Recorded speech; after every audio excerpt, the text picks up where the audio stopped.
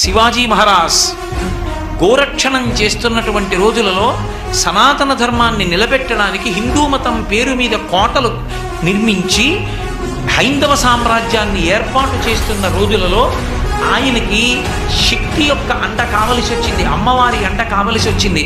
అటువంటి రోజులలో శ్రీశైల క్షేత్రానికి వెళ్ళి ఆ రోజులలో మీరు శివాజీ మహారాజు యొక్క చరిత్ర చదివితే తెలుస్తుంది. అడిగిపోయారు మంత్రులు, సేనానులు. ఏమిటి ఇంత ప్రౌఢమైన వయస్సులో ఇంత యుద్ధ సమయంలో అకస్మాత్తుగా వెళ్ళి ధ్యానంలో కూర్చుంటున్నాడు, అసలు బయటికి రావట్లేదని. భ్రమరాంబ అమ్మవారిని ధ్యానం చేస్తూ కూర్చున్నాడు శివాజీ మహారాజ్.